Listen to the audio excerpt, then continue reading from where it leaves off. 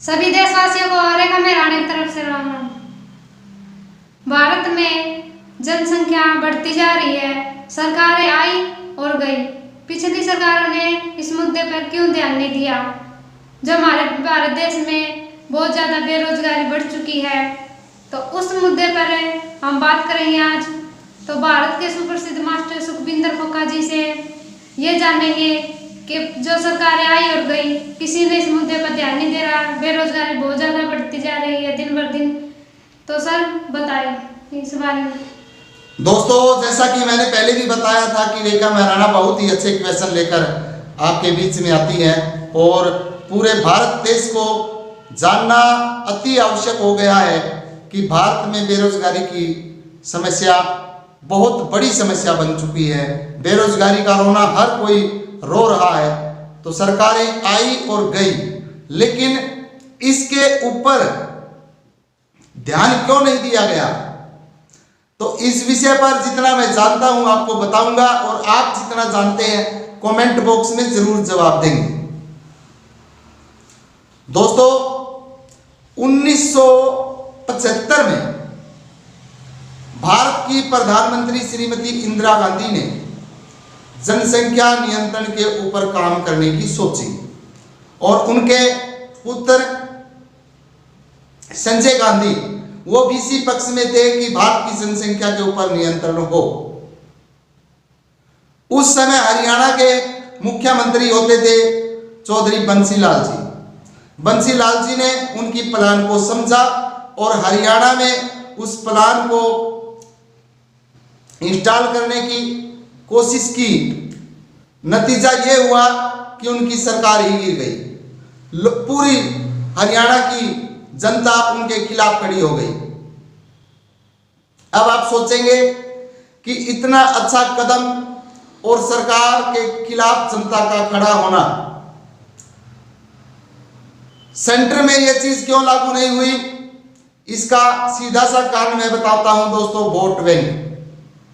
क्योंकि भारत में हिंदू मुस्लिम vote bank के ऊपर राजनीति चलती है आ रही है। ये आज से नहीं, कुछ लोग मोदी जी को गाली बकते हैं, तो मैं उनसे अनुरोध करता हूं कि इसमें मोदी जी का कोई दोष नहीं है। क्योंकि जब भारत का विभाजन हुआ था 1947 में हिंदू मुस्लिम के आधार पर, उस समय मोदी जी पैदा भी नहीं हुए थे। तो इसलिए इन बातों को तो आप छोड़ दें कि मोदी जी ने ऐसा कर दिया। इंदिरा गांधी ने मुस्लिम वोट बैंक टूटने के डर से इस चीज के ऊपर फोकस नहीं किया। आपने पहले गाड़ियों के ऊपर लिखा देखा होगा, हम दो हमारे दो, हम दो हमारे दो। आज किसी गाड़ी पर ऐसा नहीं लिखा। ये स्कीम 1975 में आई थी कि 2 बच्चों का कानून लेकर आए सरकार, लेकिन वो कानून नहीं बना पाई क्योंकि मुस्लिम समुदाय के वोट बैंक का डर था इंदिरा गांधी जी को। क्योंकि आप सभी को पता है कि मुस्लिम पॉलीगैमी में विश्वास रखते हैं, यानी कि एक से ज्यादा शादियां करवाते हैं, बहुत बहुत बच्चे पैदा करते हैं और उनका एक सीधा सा मतलब ये है कि अपने वोट बैंक को बढ़ाना और भारत की सत्ता को वोट बैंक के बलबूते पर एक दिन हासिल करना और भारत को मुस्लिम राष्ट्र घोषित करना। इसमें कुछ लोग मेरे खिलाफ हो सकते हैं, उनसे मुझे कोई डर नहीं है, क्योंकि सच बोलना, सच कहना सुखविंदर खोखा का काम है। आज मैं भारत के माननीय प्रधानमंत्री श्री नरेंद्र मोदी जी से अनुरोध करता हूं कि आप इस सांप्रदायिकता के वोट बैंक को भूल जाएं। आपने सिर्फ और सिर्फ एक ऐसा कानून जनसंख्या के ऊपर लेकर आना है ताकि बेरोजगारी के ऊपर कंट्रोल हो जाए।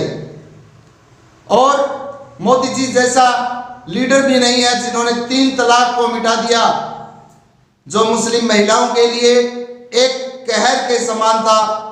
एक किस्म से उनके ऊपर इतना बोझ था, उनके जीवन पर इतना डर था कि एक व्यक्ति 3 बार तलाक तलाक तलाक कहते ही उन स्त्रियों को तलाक लेना पड़ता था, घर उजड़ जाता था। लेकिन मोदी जी ने ऐसा अच्छा एक्शन लिया तो मैं भारत सरकार से अनुरोध करता हूं कि जनसंख्या के ऊपर भी कोई ठोस कानून लेकर आए ताकि बेरोजगारी के ऊपर नियंत्रण हो सके। इन्हीं बातों के साथ मैं और हरियाणा का सुप्रसिद्ध चेहरा रेखा मेहराणा, जो कि अपनी अदाओं से मॉडलिंग में इस कदर से घुसी हैं, ऐसे एपिसोड में काम करती हैं, ऐसे नाटक बनाती हैं जिससे समाज को एक नई दिशा मिलती है। और समाज में जो जो घटनाएं घट रही हैं उनकी रियल स्टोरी पर रेखा मेहराणा जी काम कर रहे हैं। तो मैं इनका पुनः दिल की गहराइयों से अभिनंदन स्वागत करता हूं। और दोस्तों, अगर आप इस चैनल पर पहली बार आए हैं तो चैनल को सब्सक्राइब कर दें, वीडियो को शेयर जरूर करें। देश को बचाने के लिए, जनसंख्या नियंत्रण कानून को बनवाने के लिए इस वीडियो को शेयर करना आप सभी की जिम्मेदारी बनती है। अदरवाइज इस देश से बेरोजगारी खत्म नहीं हो सकती। धन्यवाद।